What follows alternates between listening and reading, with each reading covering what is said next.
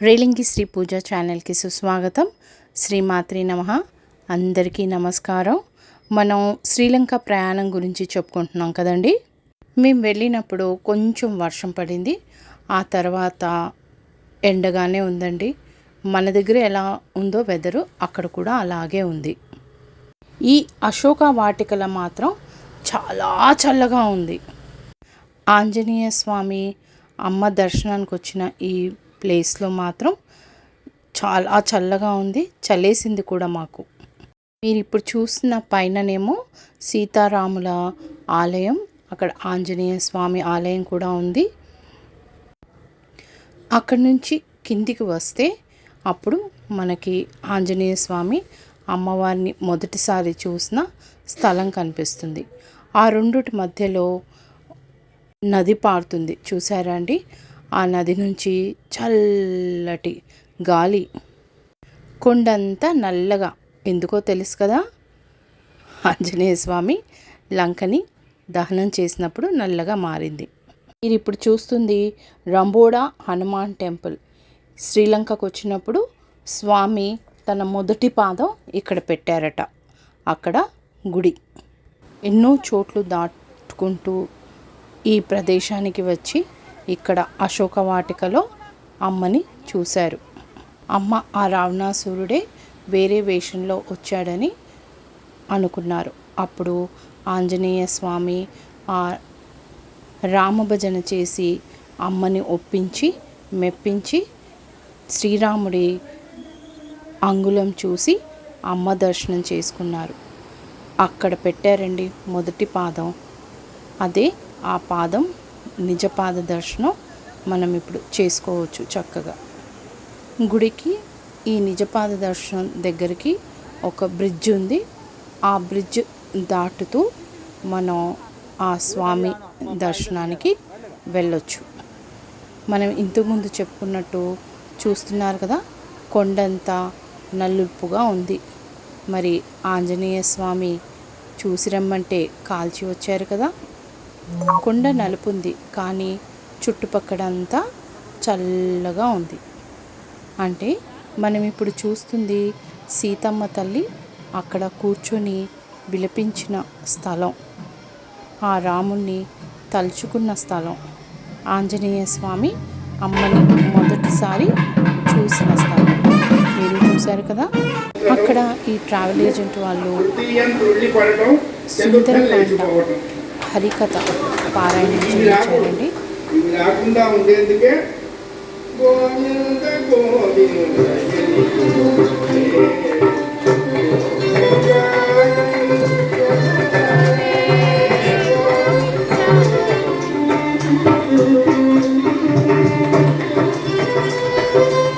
నిజంగా శని పట్టేంత గొప్ప క్యారెక్టర్ కాదు, మంది గుర్తుపెట్టుకోండి. అందరూ భయపడుతుంటారు, శని పట్టాడు. ఆయన మనల్ని పట్టేంత చీపు కాదు. ఆయన నలమహారాజుని పట్టాడు, హరిశ్చంద్రుడిని పట్టాడు, గురువురవుడిని పట్టాడు. అంతేగాని మనల్ని పట్టడు ఆయన. మనల్ని చూసి వీడెవరన్నా నన్ను పట్టడానికి వస్తున్నానని నాకు వెళ్తాను ఆయన.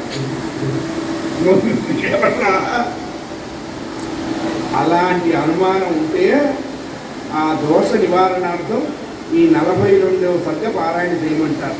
పారాయణ చేస్తే శని భగవానుడి అనుగ్రహం కలుగుతుంది.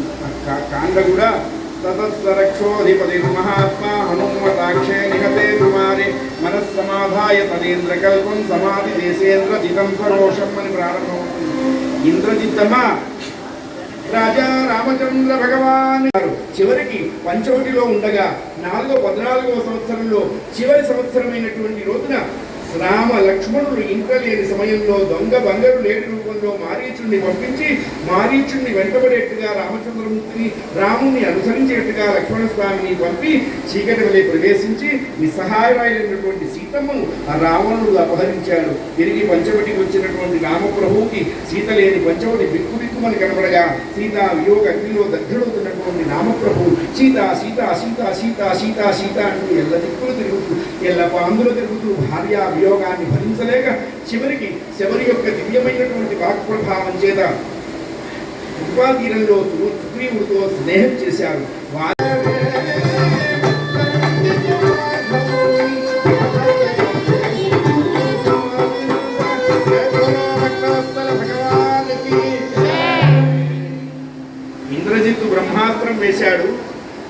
బంధించింది. వాడు వెళుతూ రాక్షసులకు చెప్పారు, ఈ కోతిని దర్బారికి పట్టుకోరండి అని. అప్పటి వరకు ఆయన చేసిన ఘోరమంతా చూసి వీళ్ళెవరూ దగ్గరికి వెళ్ళడానికి సాహసించలే. ఒరే, కట్టుబడ్డట్టుగా ఉన్నాడు, దగ్గరికి వెళితే కట్టె విరగదీసినట్టు విరగదీస్తాడు అని పెద్ద పెద్ద తాళ్లతో ఆయన్ని చుట్టారు, నెత్తిని పెట్టుకున్నారు, మోసుకెడుతున్నారు. స్వామివారు అనుకున్నట్టు యుద్ధం చేశా కదా, మోసుకెడతారు, తీసుకెళ్ళని అన్నారు. అలా తీసుకెళ్ళి రావణుడి దర్బార్లో నిలబెట్టారు. స్వామివారు అప్పుడు ఇలాగే ఉన్నారు, కట్టబడి ఉన్నారు. ఈ time tours travel agent Ramesh గారు మాకు దర్శనాలే కాదండి, అక్కడ సుందరకాండ హరి కథతో పాటు రాముల వారి కళ్యాణం కూడా చూసే భాగ్యం కలిగించారు. ఆ స్వామి తల్లి అలంకరణకి హైదరాబాద్ నుంచి ప్రత్యేకంగా పువ్వులు మాలలు తెప్పించారు.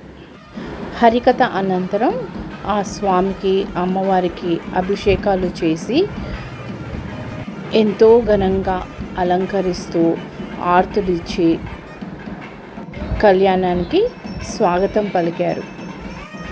ఆలయం చుట్టూ చక్కటి పెయింటింగ్స్, ఆ సీతమ్మ తల్లి రాముల వారి చరిత్ర చూపిస్తూ ఎన్నో చిత్రపటాలు ఎంతో బాగున్నాయి. ఆలయం చూస్తూ ఉంటే మళ్ళీ మళ్ళీ చూడాలనిపిస్తుంది కదండి.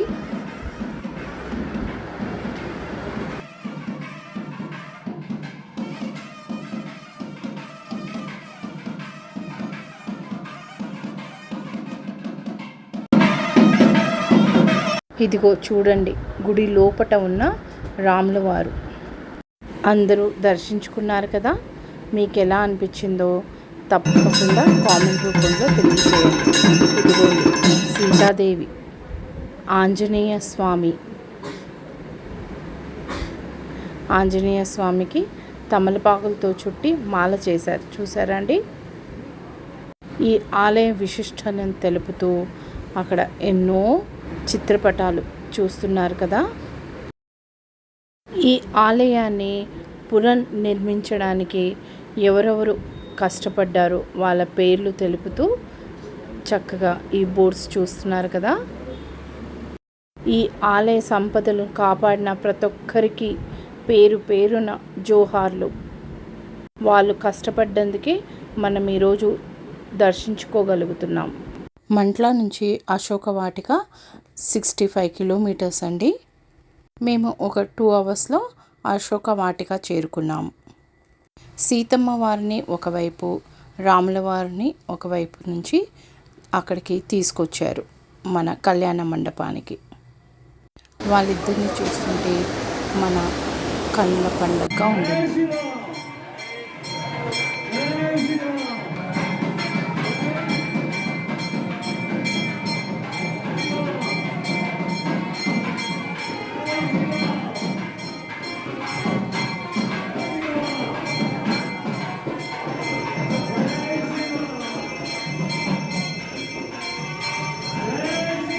మళ్ళీ ఒకసారి అక్కడున్న ఆలయాలన్నీ చూసేసేయండి. అమ్మవారిది, అయ్యవారిది, హనుమంత స్వామిది. ఎంత చూపు చూసినా, ఎన్నిసార్లు చూసినా మనసు తృప్తే అవ్వట్లేదు. సో మీరు కూడా అలాగే మళ్ళీ మళ్ళీ చూడాలని నేను ఈ వీడియో షేర్ చేస్తున్నాను. శ్రీలంకలో అమ్మవారి, అయ్యవారి కళ్యాణోత్సవాలు, ఆహా ఎంత బాగుంది కదా వినడానికి. నిజంగా శ్రీలంకలో కళ్యాణ వైభవం చూడడానికి నేను ఎన్ని జన్మల పుణ్యం చేసుకున్నానో ఇలా చూడగలుగుతున్నాను. మీరందరూ కూడా చూడాలని నా ఆశ. అశోక వాటికలో సీతాదేవి, రాముల వారి కళ్యాణం చూడాలనుకున్న వాళ్ళే ఈ వీడియో పూర్తిగా చూడండి భక్తి శ్రద్ధలతో.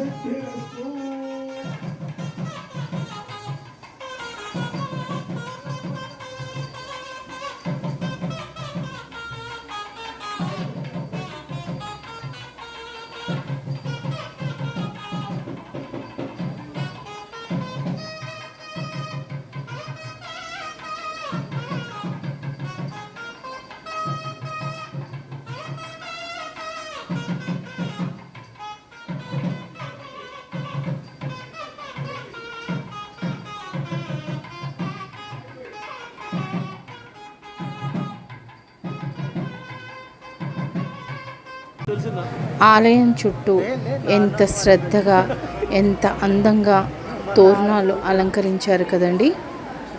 ఇలాంటి తోరణాలు మనకి చెన్నైలో కూడా లభిస్తాయి. ఇప్పుడు కొన్ని ఉత్సవాలకి హైదరాబాద్లో కూడా చూడగలుగుతున్నాము. రమేష్ గారు అమ్మవారికి అయ్యవారికి పెళ్లి బట్టలు హైదరాబాద్ నుంచే తీసుకొచ్చారు. అమ్మవారి గుడిలో అయ్యవారు 3 గుళ్ళు వేశారు. ఇప్పటి వరకు రాముడు అన్నారు, ఇప్పటి నుంచి సీతారాముడు అంటారు. అంతే. అయిన తర్వాత అక్షతారోపణం చేసుకుంటున్నారు. తలపరాలు అంటారు. ఫలంబరాలు చేయవాడు వదిలిపెట్టినారు. ఫలంబరాలు కాదు, ఫలపరాలు అంటే తల మీద నుంచి రాలేవి అని. వాళ్ళు బాగా ఉన్నవాళ్ళు చక్రవర్తులు కదా, అందుకని వాళ్ళు మణులు మోసుకున్నారు. పగడాలు ముత్యాలు ఇవన్నీ మోసుకున్నారు. జానక్య కమలామల అని తెలుపుతే యా పద్మ రాగాయిత ఈ శ్లోకం చెప్పింది భగవత్పాదులు ఆయన చెప్పారట. వాళ్ళు బాగా ఉన్నారు. అసలు మామూలుగా తలపురాలు అంటే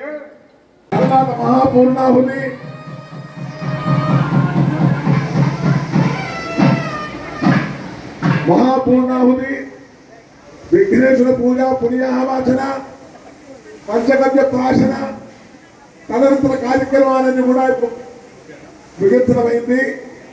ప్రస్తుతం కళ్యాణం వివాహ సంబంధమైనటువంటి ఘట్టం ప్రారంభం కాబోతున్నది. దయచేసి భక్తులందరూ కూడా శ్రద్ధాభక్తులతో వినవలసిందిగా కోరుచున్నాము.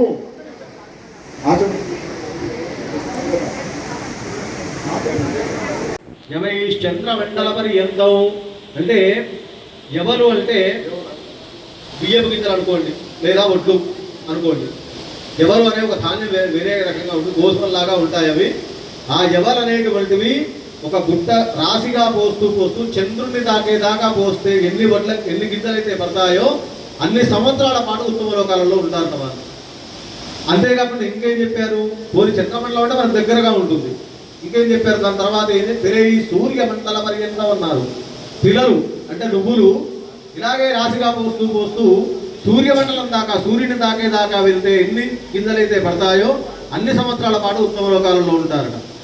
మాశైర్ ధ్రువ మండల పర్యంతం సూర్యుడి కంటే పైన ఉండే వాళ్ళు ఎవరైనా ఇంకా అంటే ధ్రువ నక్షత్రం ఉంటుంది పైన, ఆయన కంటే దూరంలో ఉంటాడు ఆయన ధ్రువుడు.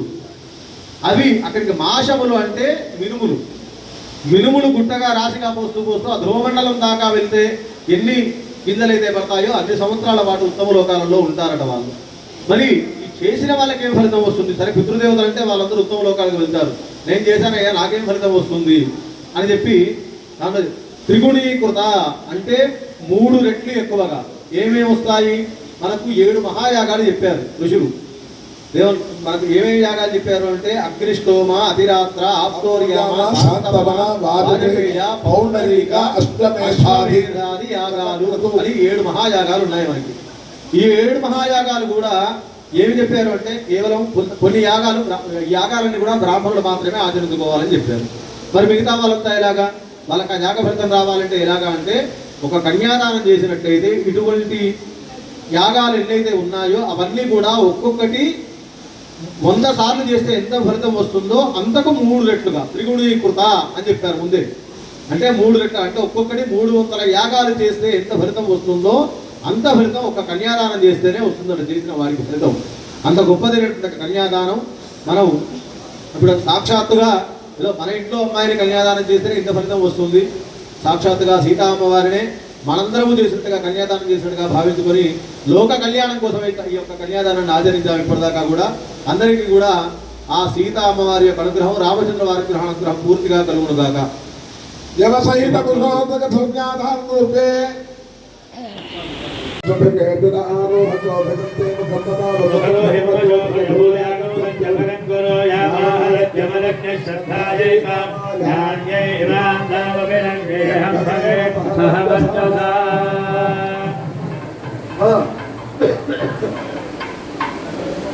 हिरण्यपात्रं मधाब्दोर्णन्तनादे मधव्याधानेते जगधा ब्रह्मणमुपहरति एकदैव यजमानमायुस्तेजो दधाति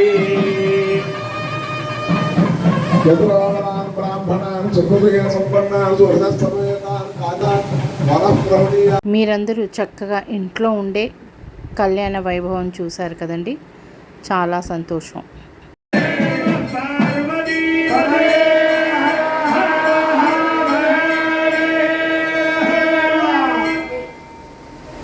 ఓం రాజాధిరాజాయ ప్రసఖ్య సాహినే భయం వై శ్రవణాయ కుర్మహే కామకామాయ వక్యం రామేశ్వరో వై శ్రవణో దదాతు వై విశ్రవణాయ మహారాజాయ నమః. ఓం తద్బ్రహ్మ ఓం తద్వాయో ఓం తదాత్మా ఓం తత్సత్యం ఓం తత్సర్వం ఓం తత్పురో నమః. భూతేషు గుహాయాం విశ్వమో. అందరూ కూర్చుంటే అందరూ శిరస్సుల మీద ఈ దీపాలు ఉన్నారు. అందరూ కూర్చోండి. అందరూ కూర్చోండి. విష్ణుస్వం విష్ణుస్వం బ్రహ్మస్వం ప్రజాపతి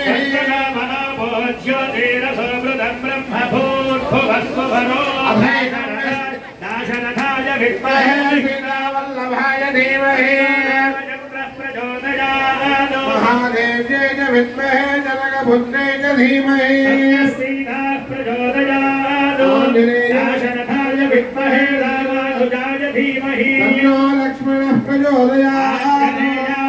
రామ లక్ష్మణ జానకి राम लक्ष्मण जानकी జై బోలో హనుమాన్ కి. जय बोलो हनुमान की.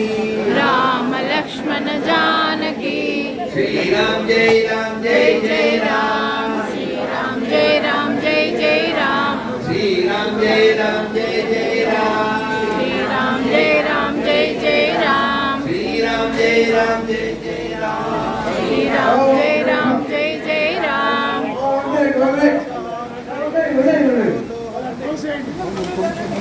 అమ్మవారి అయ్యవారి పల్లకి సేవ చూశారు కదండి. అందరూ శ్రీరాముని సీత కళ్యాణ వైభవం చూశారు కదండి. వీడియో స్కిప్ చేయకుండా ఆ గుడిలోనే ఒక రకమైన పాజిటివ్ వైబ్రేషన్స్ వచ్చాయి కళ్యాణం తర్వాత. మీరు కూడా చూస్తే ముందు చూసిన వీడియోకి ఇప్పుడు చూస్తున్న వీడియోకి చాలా డిఫరెన్స్ అనిపిస్తుంది. అదే పాజిటివ్ వేవ్స్ అంటే. మంచి ఆలోచిస్తూ మంచి చూస్తే మన చుట్టూరా కూడా మనకి మంచి జరుగుతుంది కదండి. ఈ శ్రీలంక వీడియోస్లో ఇంకా నాగదేవత ఆలయం ఒకటి ఉండిపోయింది. అది సముద్రం మధ్యలో ఉంటుంది. అమ్మ దర్శనానికి బోట్లో వెళ్ళాలి. అది కూడా అతి తొందరలో చూపించడానికి ప్రయత్నిస్తాను. వీడియో లైక్ చేసి షేర్ చేసి సబ్స్క్రైబ్ చేశారు కదా.